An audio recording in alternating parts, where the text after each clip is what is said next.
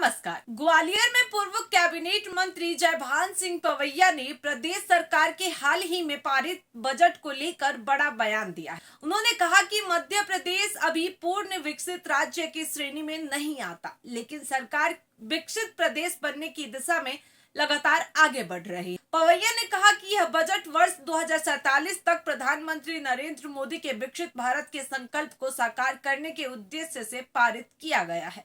देखिए हमारी पूरी रिपोर्ट में।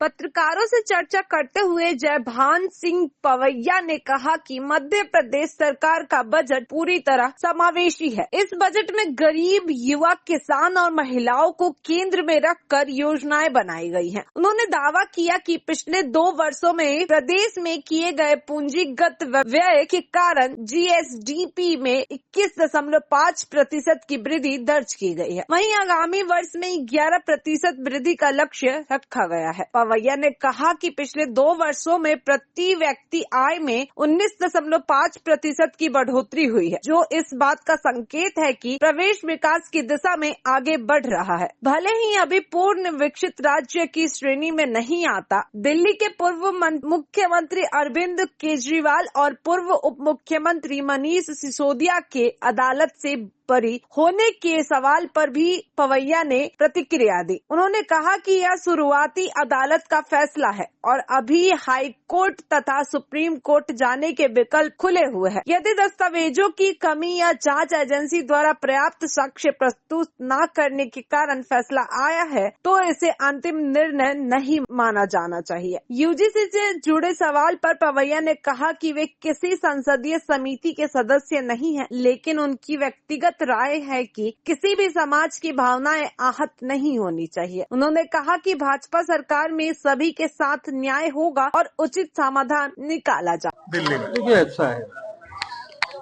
ये शुरुआती कोर्ट का फैसला है।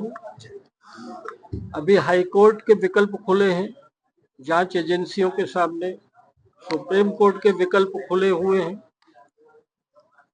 किसी एक कोर्ट में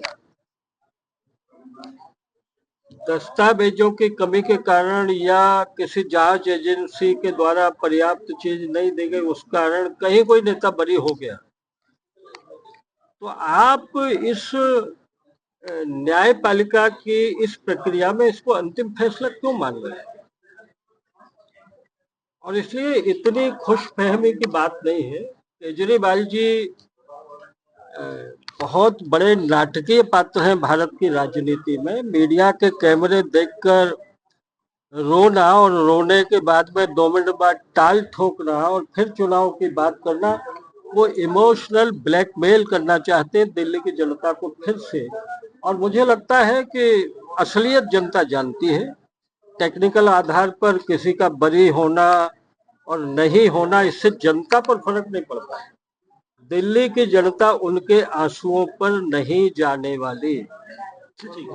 और वो लगातार अपने विरोध प्रदर्शन के जरिए संसदीय तरीके से अपनी बात रखने की कोशिश। देखिए ऐसा है कि एक संगठन के नाते, भाजपा के नाते हम अपना सोच कह सकते हैं कि सर्वजन हिताय सर्वजन सुखाय को ध्यान में रखकर ही हर चीज की रचना हम लोग करते हैं। मैं न तो पार्लियामेंट में हूँ कि कोई स्टैंडिंग कमेटी में मैं बैठा था, न मैं कोई यूजीसी का आदमी हूँ।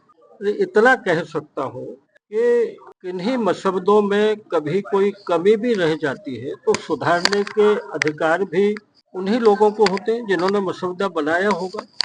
यूजीसी ने बनाया हो या सारी पार्टियों ने मिलकर स्टैंडिंग कमेटी में बनाया हो, उसमें तो कांग्रेस और सारी पार्टियां शामिल हैं। तो किसी समाज का मन आहत नहीं हो, ये मेरे जैसे लोगों की व्यक्तिगत राय रहती है।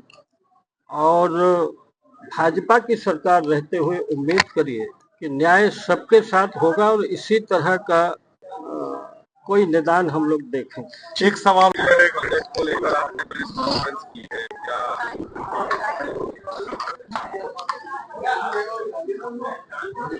देखिए 2026-27 के लिए गत दिनों मध्य प्रदेश सरकार ने जो बजट पारित कराया,